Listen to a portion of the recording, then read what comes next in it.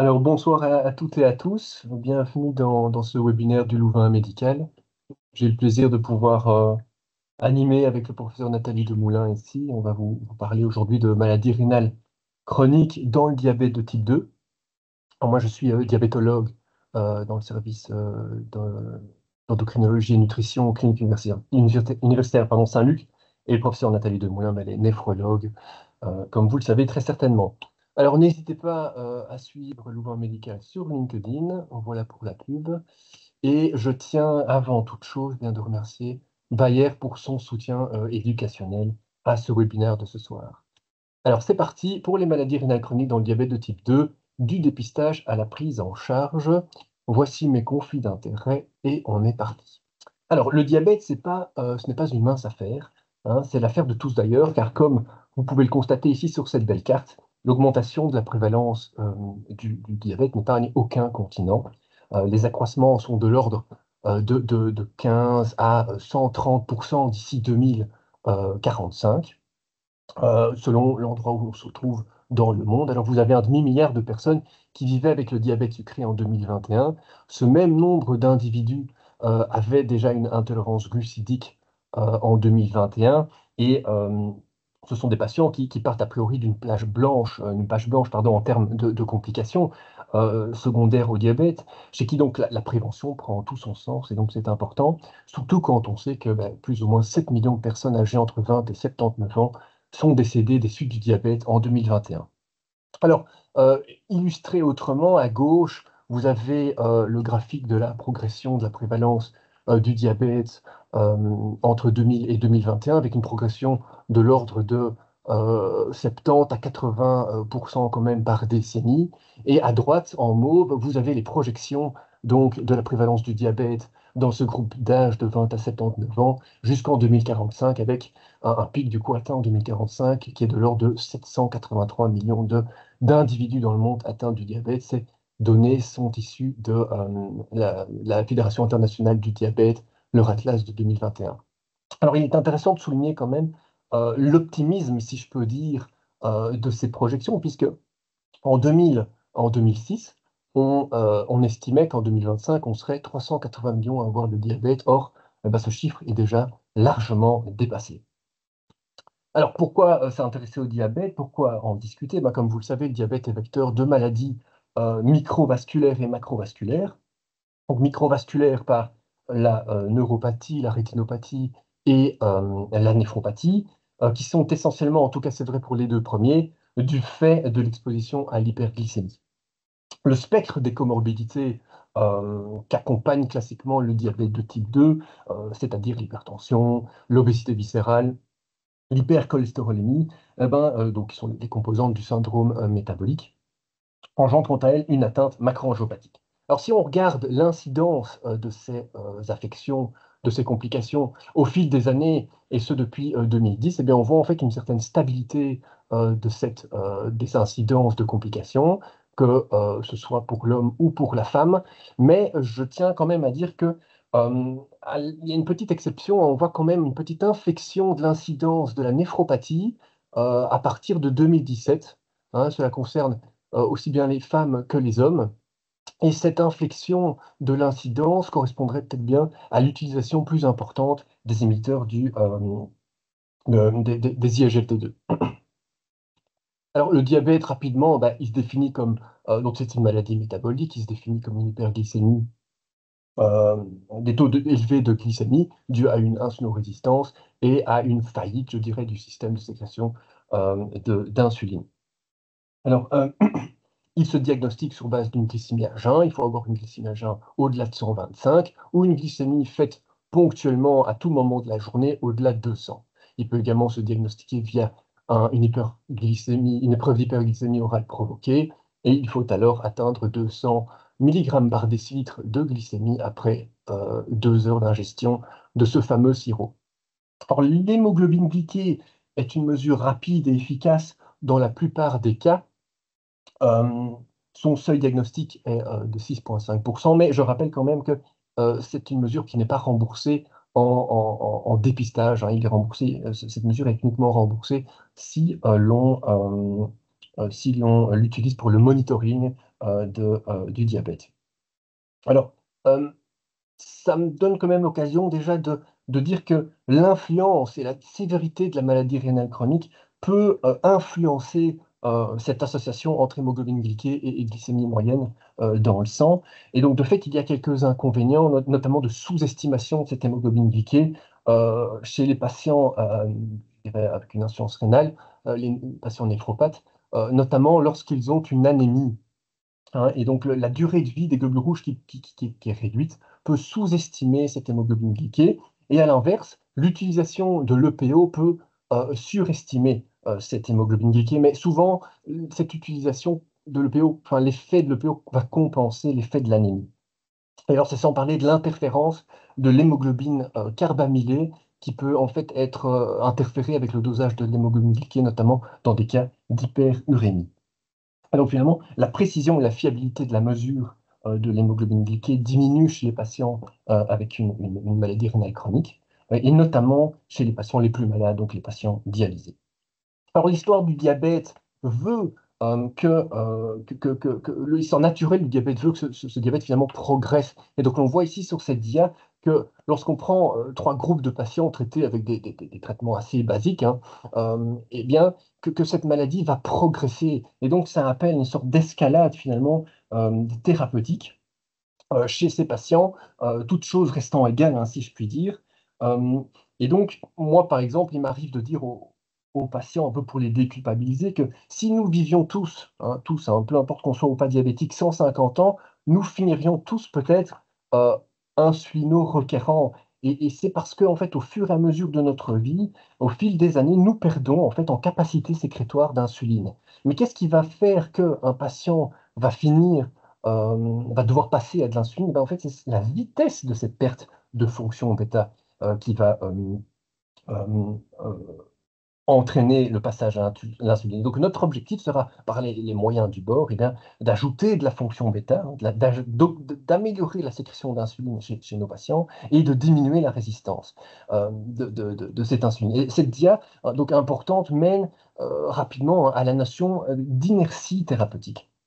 Donc, il existe des barrières à l'escalade thérapeutique qui existent dans le chef du médecin, du patient et du système. Et ces barrières, en soi, ne concernent pas que le traitement du diabète, mais concernent également le diagnostic de ses complications, et notamment la maladie rénale et les affections cardiovasculaires.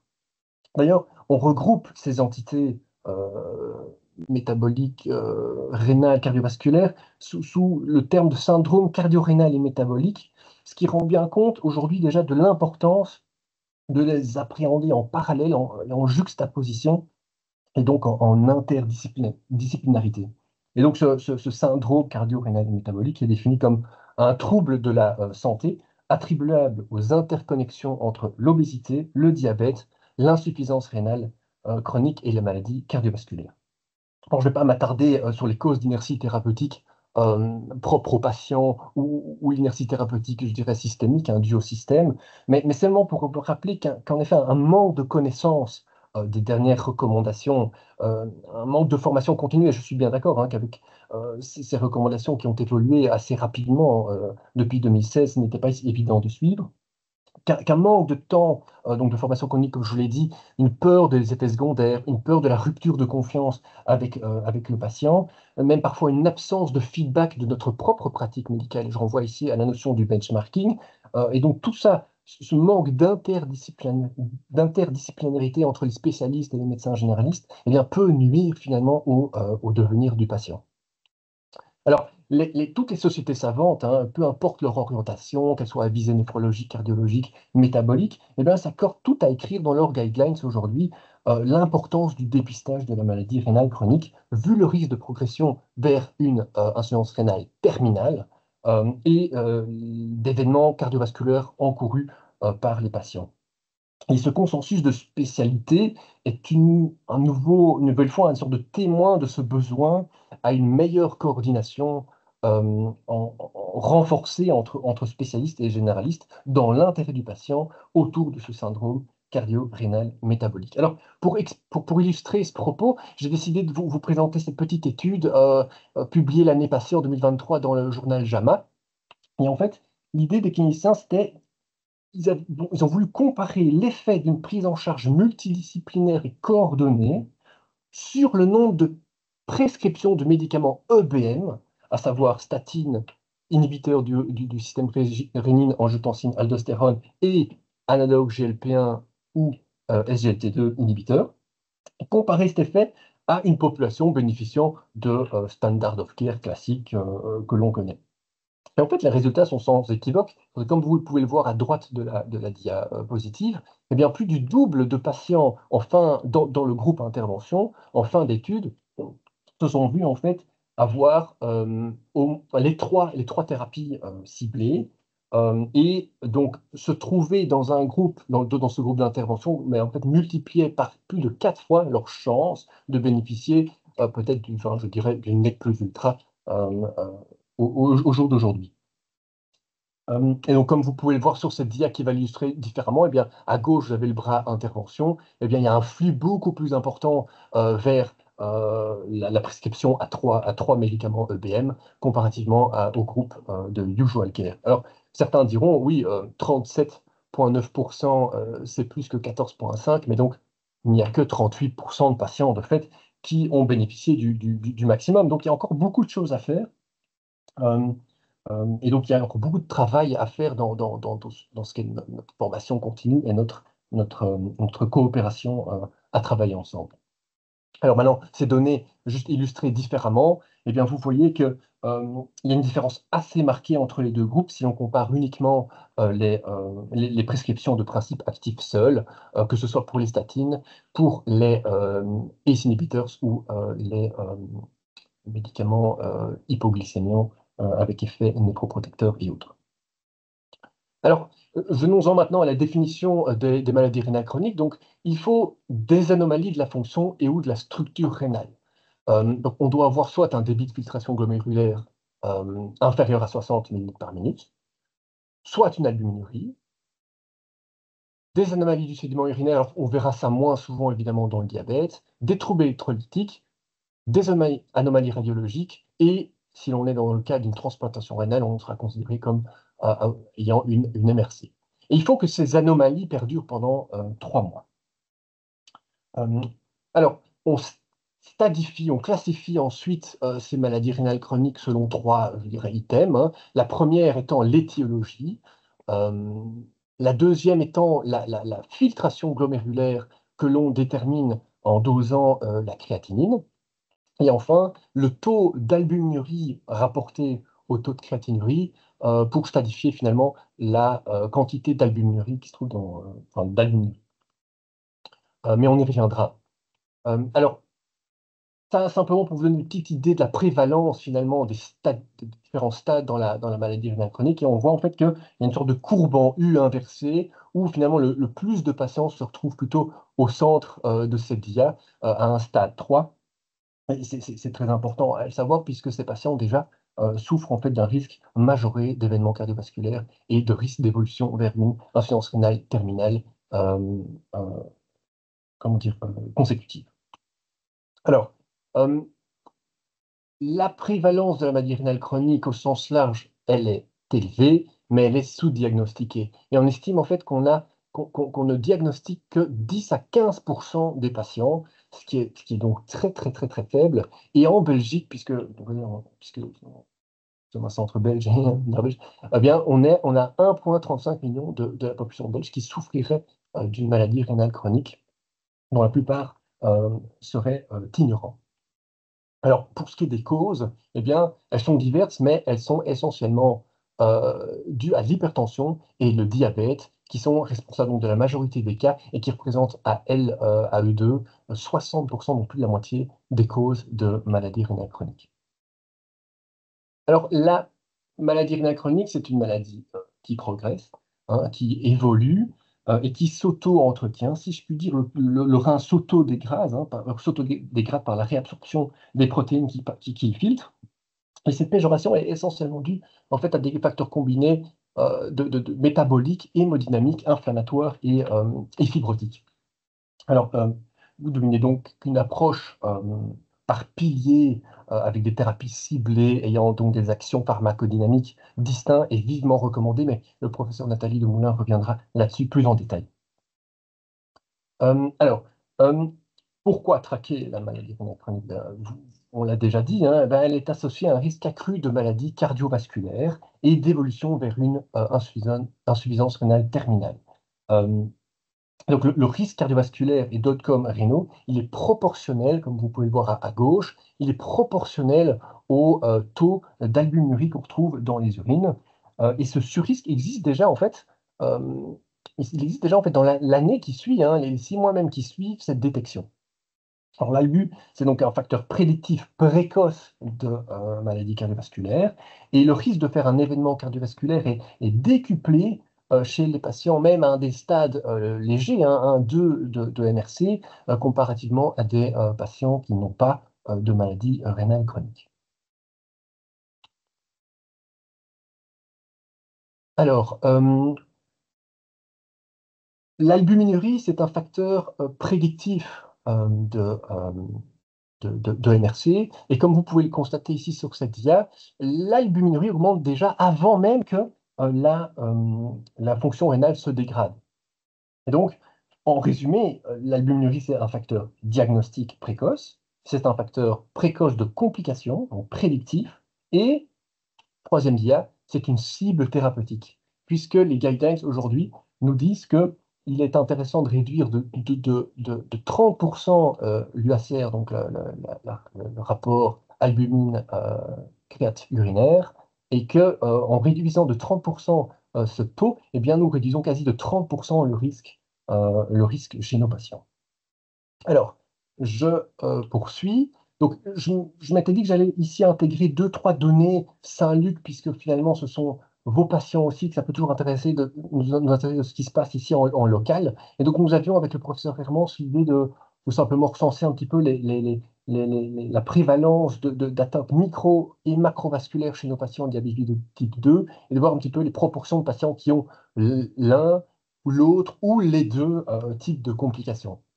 Alors, on a refait les données de 876 patients qui avaient un âge moyen de 71 ans, une durée de diabète de 20 ans. Et comme vous pouvez le constater, quasi la moitié de nos patients avaient une CKD, donc définie par une filtration glomérulaire inférieure à 60 et ou une albuminurie au-delà de 30, un rapport. Alors, ce qui est intéressant, c'est de voir en fait que le taux d'atteinte, le taux de patients qui avaient une micro-angiopathie, finalement, il est inférieur au CKD. Donc tout ça pour finalement vous dire que les patients qui sont diagnostiqués diabétiques, et dont on est, je dirais, peut-être sûr que c'est vraiment très très récent, et bien ces patients ont peut-être quand même déjà une CKD, donc une insuffisance rénale. Il ne faut pas nécessairement être en présence d'un patient qui a une microangiopathie. Ben oui, l'insuffisance rénale est également due à l'hypertension, et donc ça vaut la peine de faire une analyse urinaire, un dépistage de cette maladie rénale chronique dès le début, dès le diagnostic du diabète chez tous nos patients. Alors, simplement ici pour vous dire que ces patients diabétiques de type 2 atteints d'une maladie rénale chronique, eh bien, ils sont plus malades que les autres, que ce soit sur le plan athérosclérotique ou sur le plan, je dirais, hémodynamique ou rythmique. Et en effet, ils ont, en termes de prévalence, hein, alors ce sont des données entre guillemets un peu brutes, sans ajustement pour l'âge, mais on voit quand même qu'ils ont plus d'antécédents d'infarct, de maladies cérébrovasculaires, d'artéries des membres inférieurs, d'insuffisance cardiaque et de fibrillation auriculaire. Alors, comment peut-on donc améliorer les outcomes de cette maladie rénale chronique? Eh bien, vous l'aurez compris, par un diagnostic précoce. Hein, parce qu'on voit que s'il y a un retard de diagnostic de cette atteinte rénale, eh bien, on augmente le risque de progression de cette maladie rénale. On augmente le risque d'insuffisance rénale terminale et de risque cardiovasculaire. Alors, comment faisons-nous le diagnostic? Eh bien, 2 choses. Calculer la filtration glomérulaire par le dosage de la créatine. Alors la créatinine, on va la mettre, le labo souvent va la mettre dans une forme, enfin va utiliser une formule. À l'époque, c'était le MDRD, mais on l'utilise beaucoup moins car il était moins fidèle aux patients avec une insuffisance rénale plutôt d'ordre 60, 55. Donc maintenant, on utilise l'équation CKD-EPI. Alors, et Nathalie pourra me reprendre, hein, mais on peut approcher plus fidèlement cette filtration glomérulaire en y associant la cystatine, mais malheureusement, ce n'est pas une analyse encore remboursée. Mais si on intègre la créatinine et la cystatine avec leurs avantages et leurs inconvénients dans une autre formule, eh bien, on se rapproche plus fidèlement de cette fonction rénale. Donc, doser une créatinine. 2, doser l'albuminurie. Alors, l'albuminurie, elle peut se faire de deux manières. Je vais commencer par celle qu'il faut, je dirais, retenir, c'est la quantification sur un spot urinaire. Donc un simple spot urinaire, un simple échantillon urinaire nous permettra, en cochant créatinine, urie et albuminurie, de déterminer si oui ou non nous dépassons ce fameux seuil des 30 mg par gramme. Alors une simple tigette peut elle aussi détecter l'albumine, mais c'est moins recommandé étant donné que c'est moins sensible. Alors, pour être tout à fait clair, la quantification par une collecte urinaire de 24 heures en fait, n'est pas du tout recommandé. C'est laborieux, les récoltes sont pas toujours complètes. Donc ça, c'est vraiment quelque chose qu'on ne recommande absolument pas. Il faut par contre 2 échantillons positifs sur urine sur 3 à 6 mois d'intervalle pour confirmer le diagnostic. Et il faut respecter quelques conditions préanalytiques que sont, voilà, il ne faut pas avoir fait du sport dans les 24 heures, il ne faut pas avoir une fièvre, être infecté, ou être en état d'hyperglycémie importante à ce moment-là. On évitera également la période des menstruations ou si le patient est très très hypertendu et non contrôlé. Donc, combien de fois devons-nous faire cette analyse, ce dépistage chez nos patients? Eh bien, les recommandations estiment qu'il faut le faire au moins une fois. Et ce chiffre va augmenter en fonction du risque dans lequel le patient se trouve. On y reviendra tout à l'heure. Et comme je le dis, il faut répéter cette analyse pour pouvoir établir le diagnostic. Alors, autre point pour améliorer les outcomes du CKD, eh bien, comme je vous l'ai dit, il faut stratifier le risque. Il faut pouvoir placer nos patients, entre guillemets, dans une case, hein, en fonction de sa fonction rénale, donc de sa filtration glomérulaire et de son albuminurie. Et nous avons donc ce tableau à 2 entrées qui va nous donner le risque que le patient encourt de développer un événement cardiovasculaire ou de terminer en insuffisance rénale terminale. Et donc, plus vous allez à droite de ce tableau, plus votre albuminurie augmente, plus votre risque augmente. Plus vous descendez vers le bas, eh bien, plus votre filtration glomérulaire diminue et votre risque également s'accentue. Et donc finalement, eh bien, par la formation continue, par l'implémentation stricte des guidelines, des recommandations des sociétés savantes, eh bien, nous pouvons donc espérer une meilleure prise en charge de nos patients. Ça passe donc par l'évaluation des facteurs de risque classiques que sont l'hypertension, l'hémoglobine glyquée, le poids, hein, s'assurer que les patients aient les médicaments néphrocardioprotecteurs avec bénéfices prouvés, suivre cette fonction rénale, suivre, dépister la MRC et sensibiliser le patient finalement à sa propre prise en charge. Alors, et comme ça, je vais pouvoir laisser la parole à Nathalie. Nous étions à l'époque dans une logique beaucoup plus glucocentrique, nous, en tant que diabétologues. Et au fur et à mesure des données qui se sont accumulées sur les médicaments néphroprotecteurs, cardioprotecteurs, on a de plus en plus orienté, drivé notre prise en charge par les événements, les outcomes cardio-rénaux. Et donc, on a maintenant une approche beaucoup plus holistique du patient et on sort complètement de ce carcan glucocentrique. Voilà, je vais laisser maintenant la parole à Nathalie qui peut enchaîner de ce pas. Merci Fabien pour cette introduction. Et donc aujourd'hui, on va vraiment parler de la prise en charge pour la prévention de la progression de la maladie rénale chronique, mais également, comme Fabien vous l'a bien expliqué, pour prévenir les complications cardiovasculaires qui sont très importantes chez les patients qui ont une maladie rénale chronique. Et donc, on a une série de recommandations que je vais utiliser, notamment les recommandations de 2022 des CADIGO. Donc, c'est une société internationale qui s'occupe de recommandations pour différents secteurs de la néphrologie. Et Michel Jadoul, que vous connaissez bien, est donc un co-chair de ces CADIGO. Et en 2022, les CADIGO se sont mis ensemble avec la Société américaine de diabète pour proposer des recommandations, et c'est ce que je vais utiliser aujourd'hui, en plus de recommandations générales qu'on utilise pour la maladie rénale chronique, qu'elle soit diabétique ou non.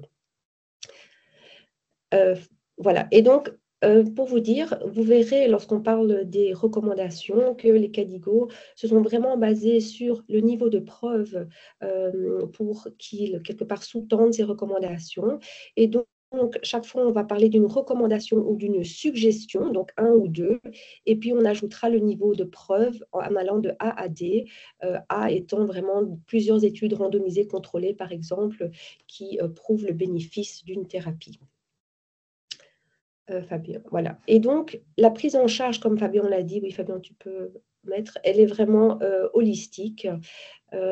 Et on va commencer tout en bas de la pyramide par la prise en charge hygiéno-diététique qu'on va recommander à nos patients. Donc, il y a bien sûr le régime diabétique. On va proposer un régime sans sel également, de l'activité physique régulière. On va limiter les apports protéiques, donc c'est une limite modérée à 0,8 g par kilo lorsque le débit de filtration glomérulaire est inférieur à 60 ml par minute. Et on va éviter le surpoids dans la mesure du possible. Fabien.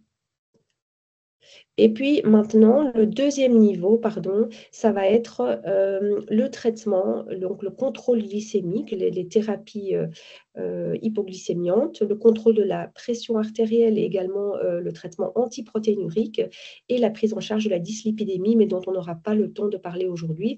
Et donc, Fabien va d'abord vous parler du contrôle du diabète. Alors oui, ce qui est important évidemment chez nos patients atteints d'une MRC, c'est éviter c'est le risque d'hypoglycémie qui peut être quand même important dans les MRC avancées. Et comme je l'ai dit tout à l'heure, il faut quand même se méfier un petit peu de l'hémoglobine glyquée qui peut être moins fiable dans les MRC je dirais avancés. Mais donc on va en fait quand même utiliser hein, l'hémoglobine glyquée comme phare pour savoir si oui ou non nos patients sont bien équilibrés. Euh, mais on va adapter évidemment cette cible thérapeutique en fonction du contexte dans lequel se trouve le patient. Il est clair qu'un patient jeune qui n'a jamais expérimenté d'hypoglycémie, qui n'a pas voilà, une CKD, une MRC importante, eh bien on va être plutôt vouloir viser l'hémoglobine glyquée en dessous de 7%, hein, puisqu'on sait que ce seuil de 7% est associé, une fois dépassé, est associé au risque microvasculaire, au risque, oui, pardon, microvasculaire.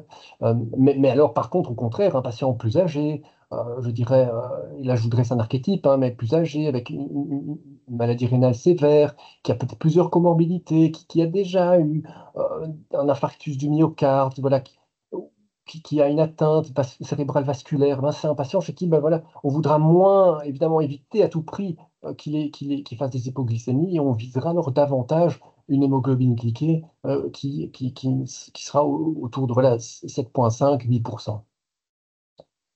Alors, en pratique de tous les jours, évidemment, ce qu'on va leur recommander, ce qu'on s'efforce à faire, même si c'est parfois compliqué, c'est évidemment jouer sur le lifestyle. Hein. Il faut faire du sport, il faut bouger, il faut faire du muscle, il faut bien manger sainement et perdre du poids. Malheureusement, c'est clair que c'est pas très souvent pas suffisant. Et donc, on va, en fait, idéalement, quand on est face à un patient diabétique avec une maladie rénale chronique, c'est donner ces deux médicaments, donc, que sont la metformine et les inhibiteurs SGLT2, en première intention. Mais vous savez bien qu'on va malheureusement se heurter ici en Belgique à des critères de remboursement. Et donc, il est parfois pas évident, pas possible de prescrire, sauf si on est dans un trajet de soins diabétique, mais pas possible de prescrire le SGLT2 comme ça, sans avoir mis au moins 3 mois de metformine. Et si notre hémoglobine glycée est inférieure à 7%, ou au-delà de 9, on ne saura de toute façon pas le donner. Par contre, ce n'est pas vrai si le patient rentre déjà dans les critères néphrologiques, parce que comme vous le savez, les GLT2 peuvent être aussi prescrits dans l'indication néphrologique, mais aussi dans l'indication cardio, mais je pense là que ce ne sont que les cardios qui peuvent le prescrire. Par la suite viendront à viser, enfin, dans une optique glucocentrique, hein, les autres médicaments que sont les GLP-1 et l'insuline, enfin, et les derniers, voilà, dans une moindre mesure, on les utilise euh, plus rarement.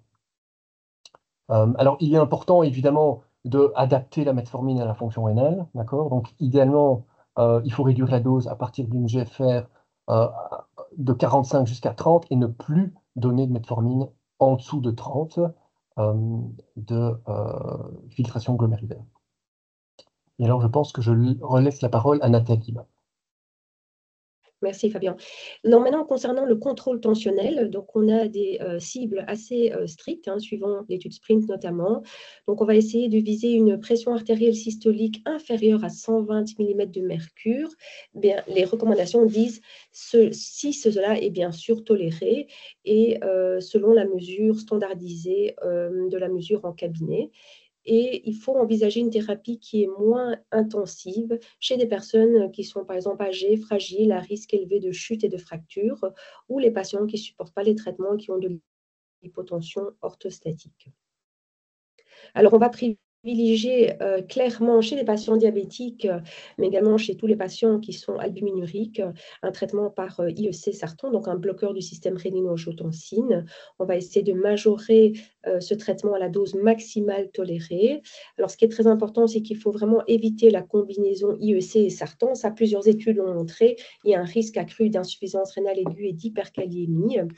Et ce qui est important aussi, c'est que quand on commence un IEC ou un sartan, et a fortiori si la fonction rénale est déjà diminuée, il faut vérifier le taux de créatinine et la kaliémie 2 à 4 semaines après l'initiation ou la majoration de la dose du bloqueur.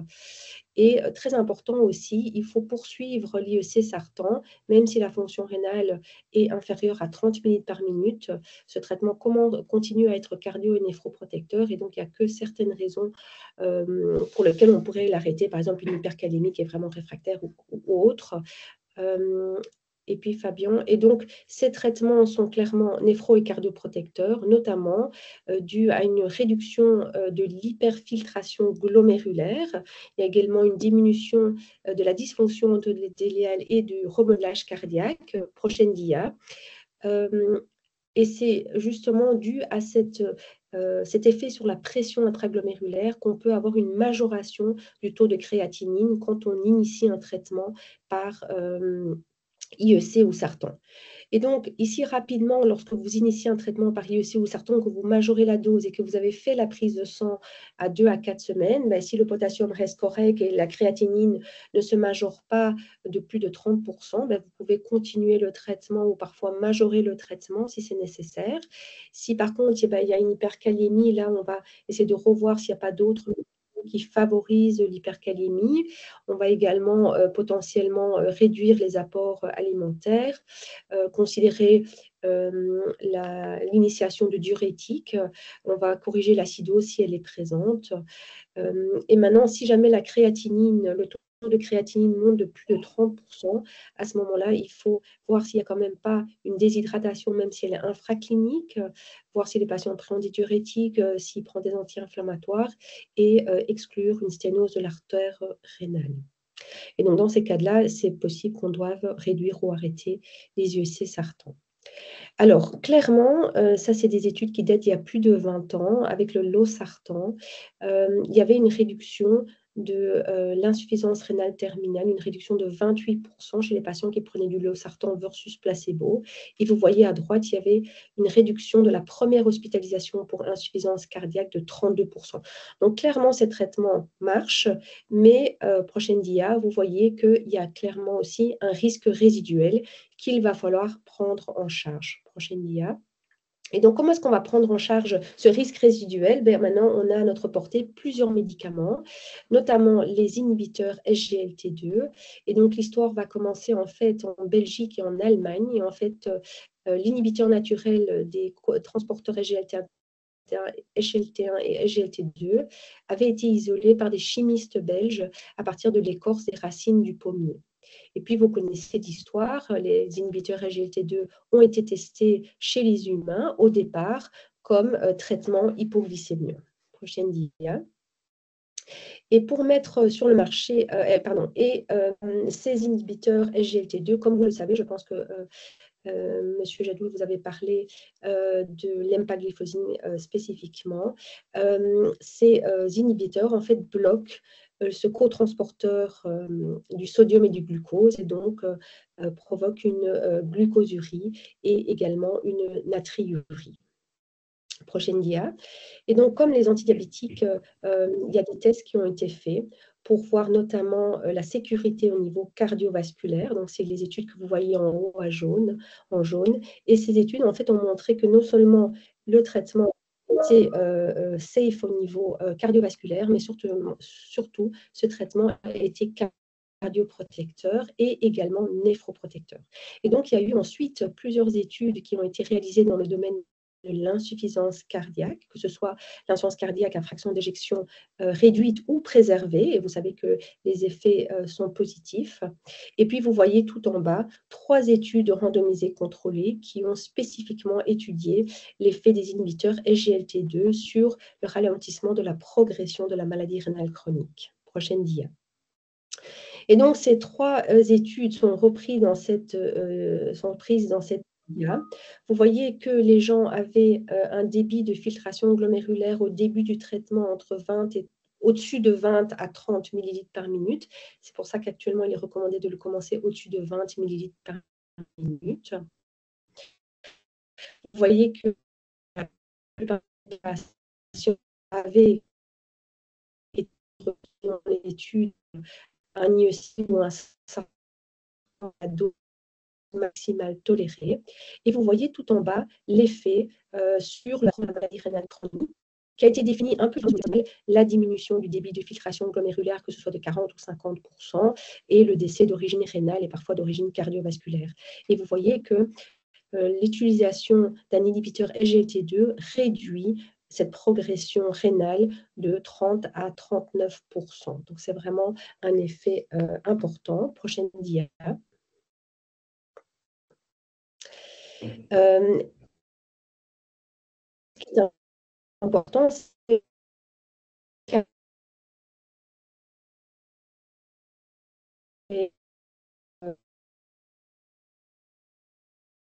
Nathalie, je me permets de te dire qu'on ne t'entend plus très bien. Et là, vous m'entendez? Ah, c'est un peu mieux, mais c'est juste du lag, hein. En fait, Attends. Et là, ici? c'est plus un défaut de connexion, parce que parfois, voilà, tu es figé sur image.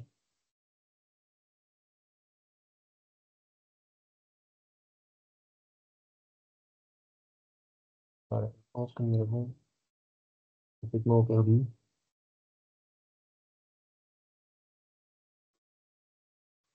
Vous m'entendez, Fabien? Oui, là, on t'entend. Normalement, maintenant.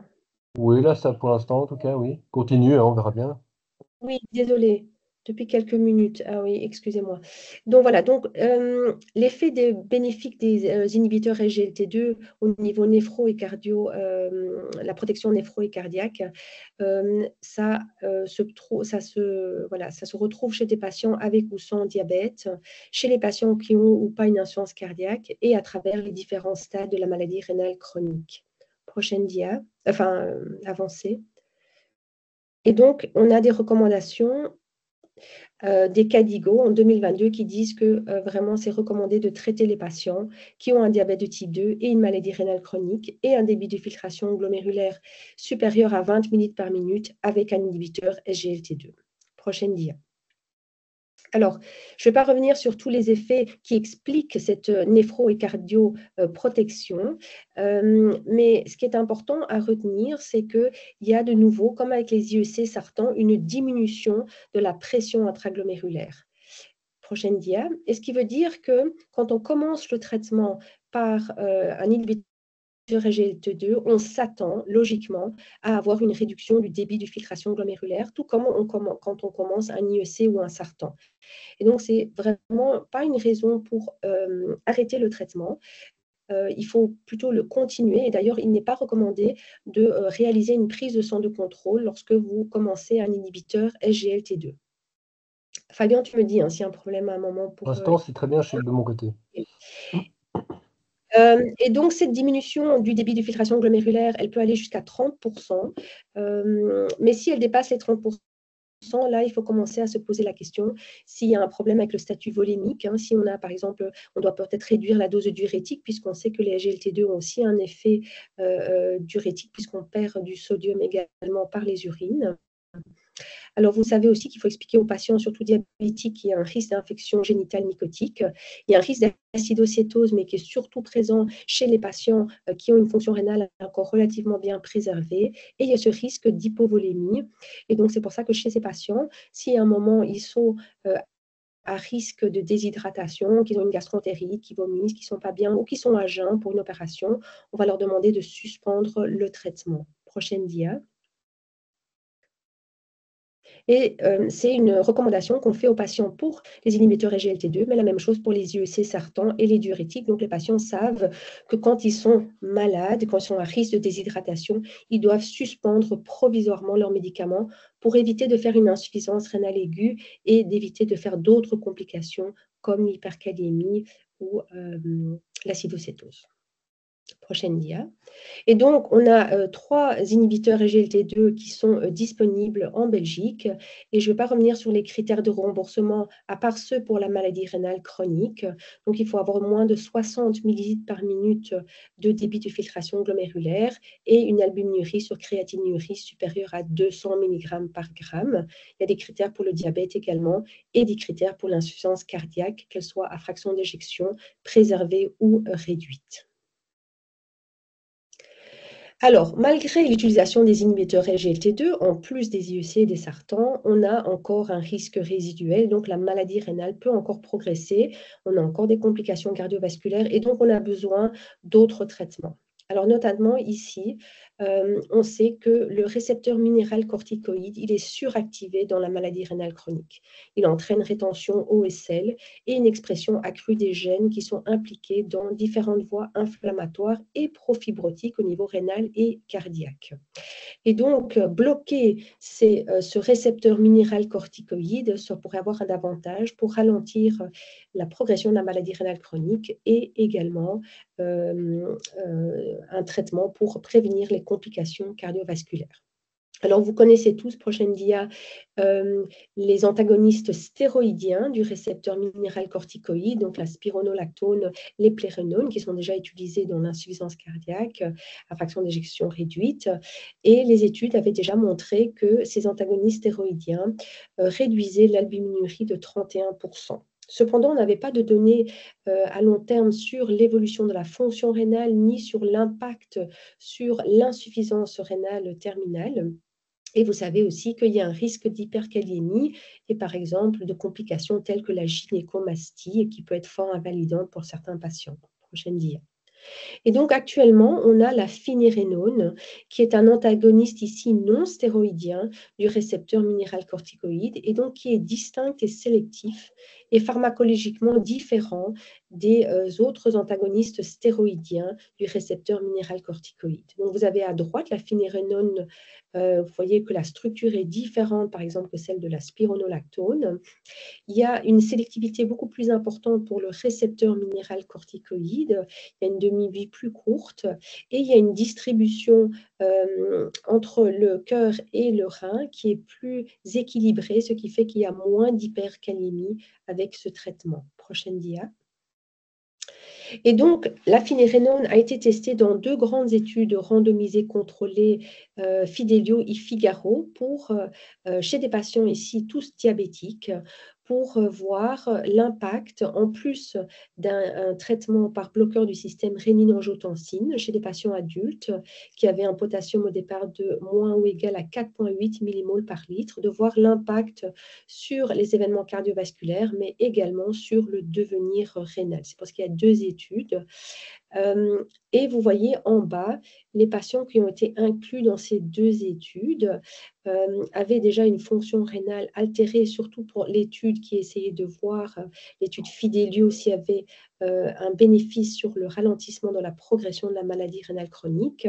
Et vous voyez que les patients aussi avaient un certain degré d'albuminurie, donc c'était des patients qui étaient à risque de développer des problèmes cardiaques et également rénaux. Prochaine dia. Et donc, voilà rapidement les résultats voilà, de ces deux études qui ont été publiées en 2020 et 2021.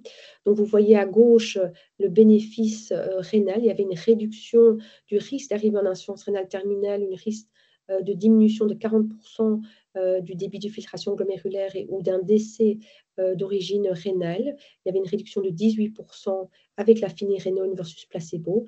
Et à droite, aussi un bénéfice au niveau cardiovasculaire. Là, c'était un décès de cause cardiovasculaire, l'infarctus myocarde non fatal, l'AVC non fatal et l'hospitalisation pour l'insuffisance cardiaque. Prochaine dia.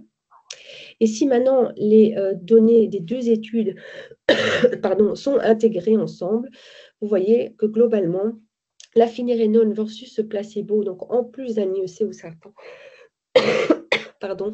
réduit le risque cardiovasculaire de 14%, réduit le risque d'hospitalisation, une première hospitalisation pour une insuffisance cardiaque de 22%, et à droite, réduit le risque de progression de maladie rénale chronique de 23%, et le risque d'arriver en insuffisance rénale terminale de 20%.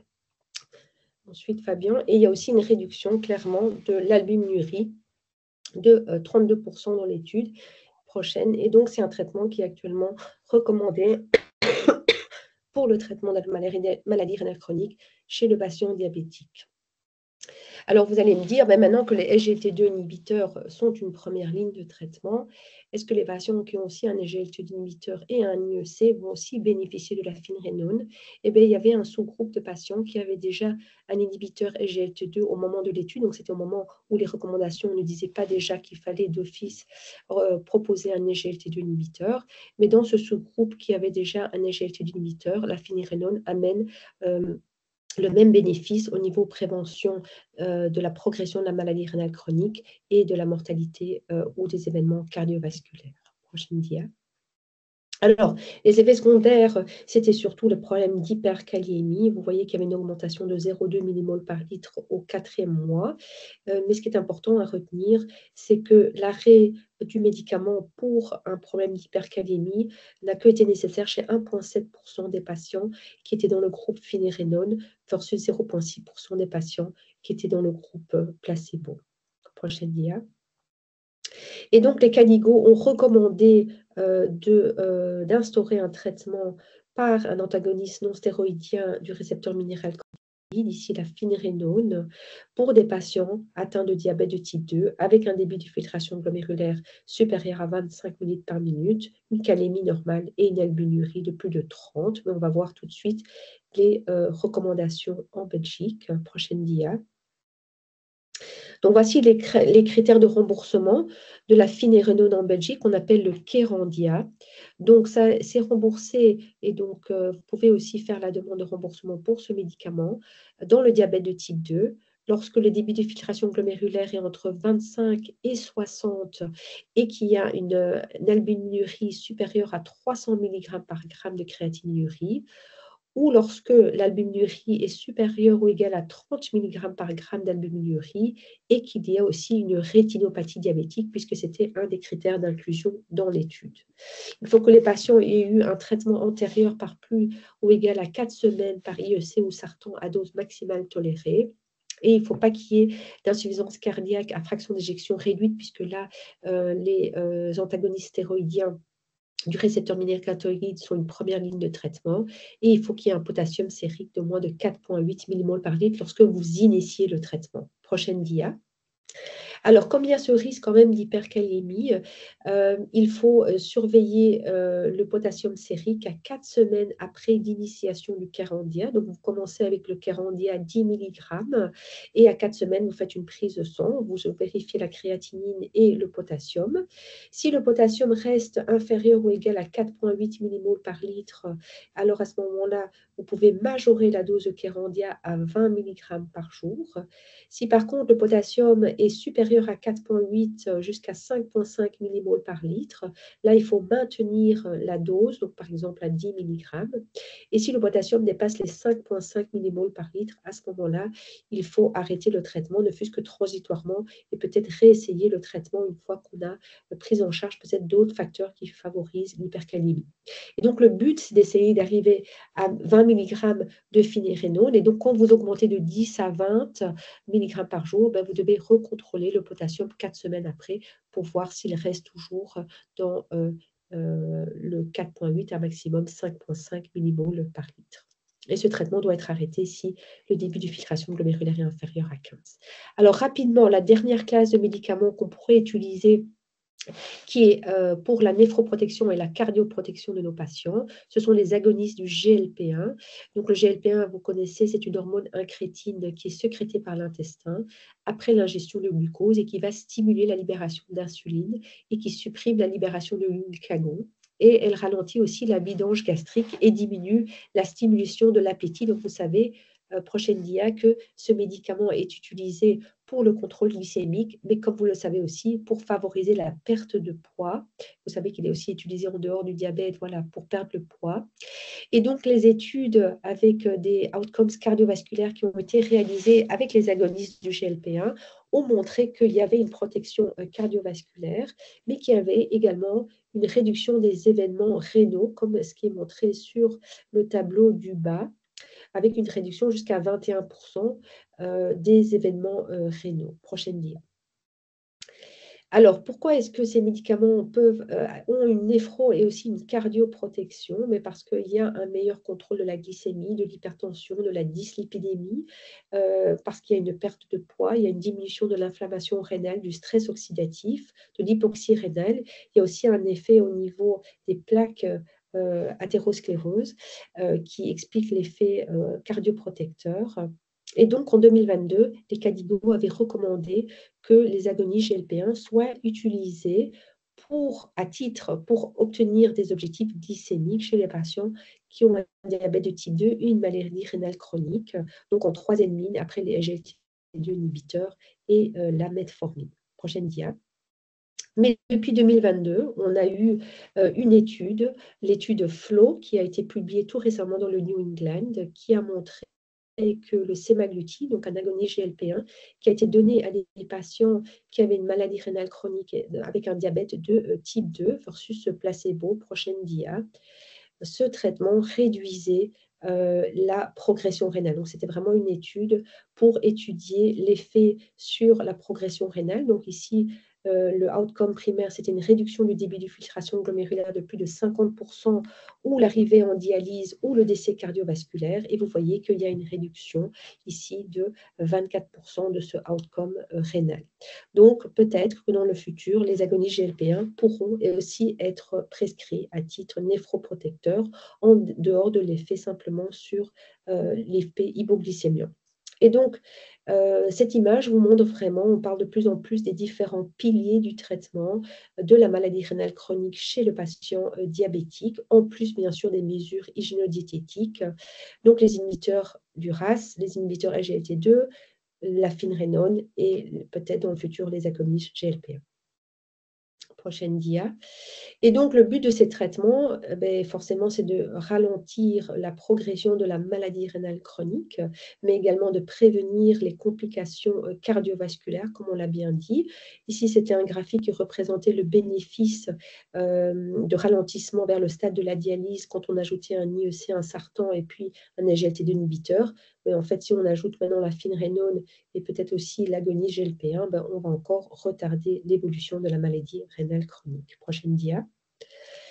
Alors, vous allez me dire aussi, mais est-ce qu'on doit mettre tous les traitements? Est-ce qu'on doit les mettre tous ensemble? Et cette étude, en fait, qui est parue récemment dans Circulation, a montré que ajouter un agoniste GLP-1 en plus de la finérénone, en plus d'un inhibiteur SGLT2, ben, ça faisait mieux que deux des traitements ou un des traitements tout seul. Donc, il y a un effet additionnel lorsque on met les traitements en plus, la finérénone, et pourquoi pas aussi les agonistes GLP-1.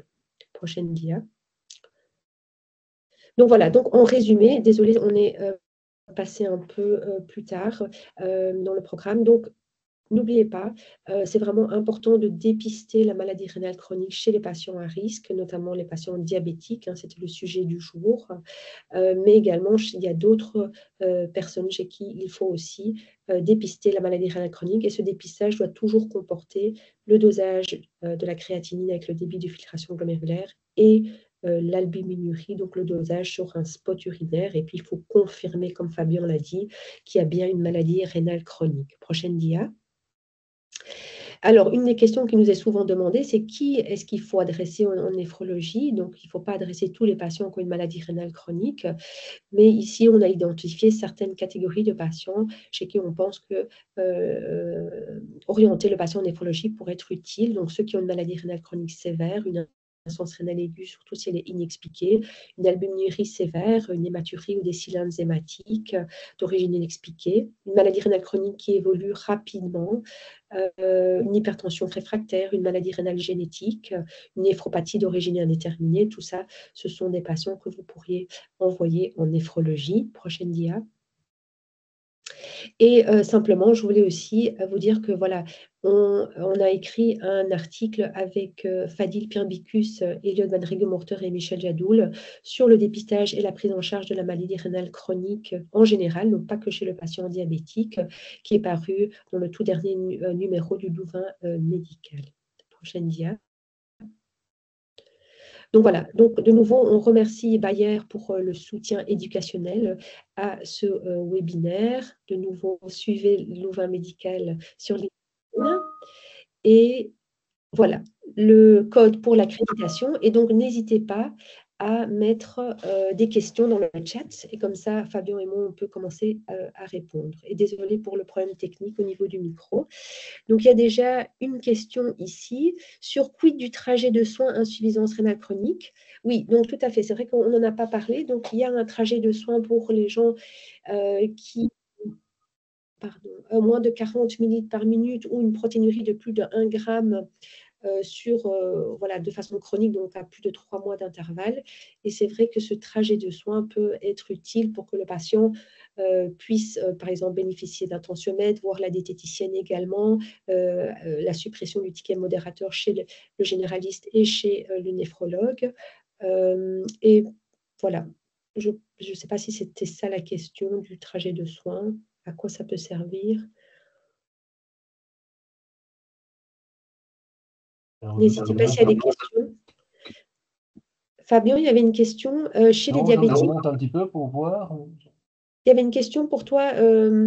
Chez les diabétiques, quelle est la fréquence de dosage de l'albuminurie? On a touché un mot en disant que c'était minimum 1 fois par an. Oui, donc c'est minimum 1 fois par an, c'est certain, chez n'importe quel patient diabétique de type 2, et surtout pour les patients les moins à risque, hein, donc ceux qui se retrouvent dans les catégories, vous savez, de cette carte thermique, hein, à 2 entrées. Maintenant, on peut aller jusqu'à 4 fois, donc il est clair qu'un patient qui a déjà une fonction rénale, une filtration glomérulaire à 40, 45, avec une albuminurie qui devient plus sérieuse, eh ben, on peut augmenter, hein, faire tous les semestres, voire tous les trimestres, hein. Donc, c'est vraiment en fonction du risque. Et donc, je peux peut-être remettre la dia, quoique, Oui. pour Mais que je ce pense que soit c'est plus clair. oui. Mais donc, c'est vraiment ça. C'est Les premières catégories de risque, c'est 1 fois. Et puis, plus on arrive dans le rouge, si vous voulez, ben, plus on augmente le nombre de dépistages. Je ne sais pas si tu as quelque chose à ajouter, Nathalie. Non, non, c'était juste pour dire que tout à fait d'accord et que dans le diabète de type 2, il faut commencer en fait dès le départ du diagnostic à rechercher la maladie rénale chronique. donc dès le départ. Alors, il y a une question ici. Chez un diabétique et une maladie rénale chronique, est-ce qu'on peut commencer la thérapie directement? Alors, ça, c'est toujours une question qu'on se pose. Ce qu'il y a, c'est qu'en Belgique, vous savez qu'il y a les problèmes de critères de remboursement. Donc, voilà, ça, c'est une partie de la réponse. Je pense que de plus en plus, comme les cardiologues, on doit être plus agressif dans notre prise en charge des patients. Et donc, c'est vrai que l'idéal serait de commencer, en tout cas assez rapidement, les différents traitements qui sont disponibles pour nous. Mais en tout cas, on doit commencer de toute façon par les IEC Sartan, puisque c'est une condition pour commencer les autres. Oui, et puis après voir. Mais je suis tout à fait d'accord qu'on doit probablement aller plus rapidement dans les échelons et donner ces traitements cardio-néphroprotecteurs à nos patients. Alors, faut-il démarrer des traitements, les dépistages de néphropathie chez les patients prédiabétiques? Alors, c'est une bonne question. A priori, ces patients prédiabétiques, on peut espérer qu'ils n'aient jamais passé le seuil des 7% d'hémoglobine glyquée, donc qu'ils n'aient jamais eu une atteinte microvasculaire de leurs glomérules. Mais maintenant, comme vous l'avez vu, le diabète n'est pas seul vecteur d'insuffisance rénale et on peut être tout à fait dans un syndrome métabolique avec de l'hypertension et donc être déjà en fait à risque, oui, de fait de développer une insuffisance rénale. Donc, moi, je pense qu'un patient prédiabétique qui rentre dans cet archétype de syndrome cardio-rénal et métabolique, oui, on peut faire un dépistage. C'est quelque chose à ajouter, Nathalie, mais moi, ça me paraît tout à fait cohérent, oui. Alors, entre IEC et Sartan, y a-t-il une préférence? Alors, il y a des études qui montrent les effets bénéfiques avec les deux, hein, celle que je vous ai montrée avec un Sartan. Je pense que actuellement, c'est plus par rapport à ce que vous avez l'habitude d'utiliser et aussi les effets secondaires. Donc, on sait qu'avec les IEC, on a plus fréquemment le problème de la toux sèche qui peut apparaître jusqu'à 10% des patients. Donc voilà, je pense qu'on peut discuter. Je sais que certains de mes collègues ont plus tendance à prescrire en première intention un Sartan en raison notamment des effets secondaires.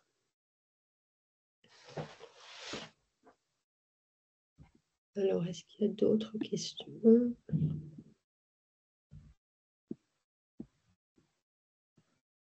Mais on a vraiment de la chance et je veux vraiment dire en tant que néphrologue que voilà, depuis les IEC Sartan, on n'a vraiment quasi rien en fait à notre portée pour aider nos patients. Et maintenant, soudainement, on a les inhibiteurs SGLT2, on en a Finérenone, peut-être qu'on aura aussi les agonistes GLP1. Et donc, c'est vraiment un moment en tout cas de la prise en charge des patients qui est vraiment un plus, je pense, pour eux.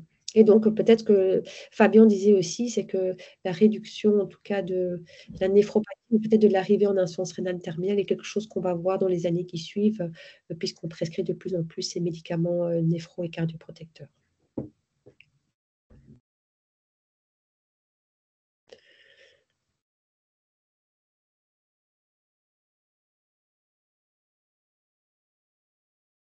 Alors, c'est une très bonne question. Il n'y a pas d'études comparatives entre les différents, mais comme je vous ai montré dans la dernière dia, probablement qu'il y a un effet additionnel des inhibiteurs SGLT2, de la finérenone et des agonistes GLP1. Donc voilà, donc c'est vrai que les recommandations actuelles, c'est de commencer par IEC Sartan et SGLT2, et puis d'ajouter finérenone. Et les agonistes GLP1, c'était plutôt pour le contrôle glycémique, mais peut-être qu'il y aura aussi une indication néphroprotectrice dans le futur. Mais il n'y a Oui, pas parce que d'études. les analogues GLP-1, finalement, pour le moment, on peut les mettre, enfin, en tout cas, avec remboursement que dans le cadre du diabète. Et pour cela, il faut respecter deux conditions, enfin trois, être sous metformine, dose max tolérée, avoir un BMI supérieur à 30 et avoir une hémoglobine glyquée au-delà de 7,5%. Donc là, pour l'instant, on est limité par cette indication-là. Mais bon, c'est vrai que vous pouvez tout à fait voilà, un patient peut payer son semaglutide s'il a envie, hein, mais bon, voilà, il faut être prudent. Non, c'est vrai qu'aussi que les SGLT inhibiteurs, vous le savez, le prix est quelque chose quand même qui peut être discuté avec le patient si jamais il n'entre pas dans les conditions de remboursement, puisque ça coûte plus ou moins un peu plus d'1 € par jour, le traitement.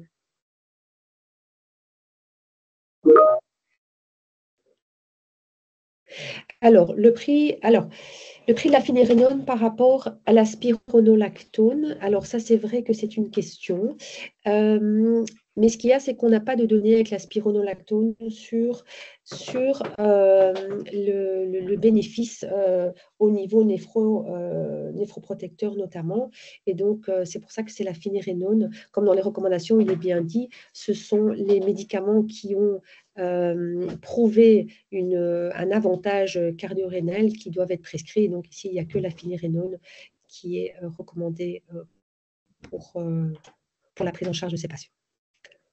Alors, comment peut-on suivre la protéinurie traitée par les traitements néphroprotecteurs? Mais donc, en consultation, ce qu'on fait et ce que vous pouvez faire également, c'est simplement demander à chaque consultation un spot urinaire où on va doser l'albuminurie sur la créatinurie. Donc, c'est vraiment très facile à faire. Le patient, on n'a même pas... C'est vrai qu'idéalement, c'est de faire sur les premières urines du matin, mais nous, on le fait vraiment facilement en consultation. Donc, quand le patient va faire sa prise de sang, il fait en même temps son spot urinaire. Et donc, on va suivre ce rapport albuminurie sur créatinurie ou protéinurie sur créatinurie. Et vous allez voir qu'il y a un bénéfice et que si ça se réduit, ben forcément, vous êtes dans le bon chemin avec votre traitement antiprotéinurique et néphroprotecteur. Y a-t-il une limitation d'âge à initier un SGLT2 inhibiteur? Je pense que c'est toujours une question que, voilà, vous pouvez... C'est sûr que si j'ai un patient de 80... Ça dépend, je pense que tout dépend de l'espérance de vie du patient. Je pense que ça, c'est une première chose. Alors, ce n'est pas toujours facile à estimer. Parce que c'est vrai que ces traitements vont ralentir la progression, mais si vous avez un patient de 85 ans qui a 5 ans de GFR, qui a une albuminurie augmentée, ben vous n'allez peut-être pas le prescrire à titre néphroprotecteur, mais peut-être à titre cardioprotecteur. Donc, il y a plusieurs aspects qui peuvent se discuter. Pour la néphroprotection, probablement, on passe chez un patient très âgé qui n'est pas à risque de progresser vers l'insuffisance rénale terminale, mais comme il y a des effets aussi cardioprotecteurs, ça peut se discuter. Alors, la finérénone peut être prescrite, oui, par les médecins. Donc, il faut aller sur CIVARS et remplir la demande pour le Kerendia, oui. Donc maintenant, en fait, tous les médicaments que ce soit les SGLT2, la finérénone, vous allez directement sur CIVARS et vous pouvez faire la demande et vous avez l'autorisation tout de suite, en fait. Il y a un seul médicament en néphrologie où on doit attendre, c'est pour les chélateurs du potassium, par exemple le Lokelma, où on doit introduire une demande scannée dans mais sinon, les autres. Le PowerPoint est-il disponible? Oui, ça, je vais demander confirmation à Madame Istas du Louvain Médical, mais normalement, On dit non dans l'oreillette pour des raisons de Mais la droit présentation... d'auteur. Voilà. Je pense qu'on peut discuter des cas par cas en fonction de ce qu'on a fait, mais en règle générale, c'est non. Mais l'enregistrement, par contre, sera disponible sur LinkedIn et sur YouTube, je pense aussi. Et sur YouTube, donc c'est vrai que vous pourrez, Ouais, de toute façon, mais voilà, s'il y a un problème, de toute façon, n'hésitez pas. Oui, il a été enregistré. Et le lien, Madame Istas, peut-être vous savez nous dire, le lien sera sur LinkedIn, c'est ça? oui, exactement, il sera sur LinkedIn. Dans 2 jours. Dans 2 jours. Donc, voilà. Alors peut-être la dernière dia, Fabien, puisqu'il y a un prochain webinaire aussi. Ce sera le 19 décembre. Mais désolé, on ne connaît pas le programme. Peut-être que Madame Istas peut nous... Elle corrige en disant que ce sera probablement plutôt le 18. D'accord.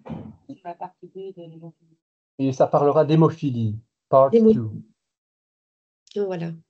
Donc, avec Madame Lambert et le professeur Cédric Hermans.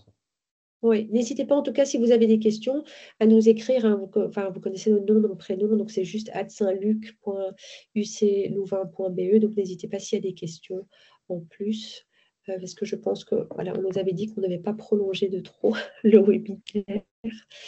Mais merci beaucoup à tout le monde d'avoir assisté. Merci Fabien. Merci à toi Nathalie, merci à tous et à toutes. Merci Et bonne beaucoup. soirée alors. Voilà, bonne soirée et donc voilà, à bientôt.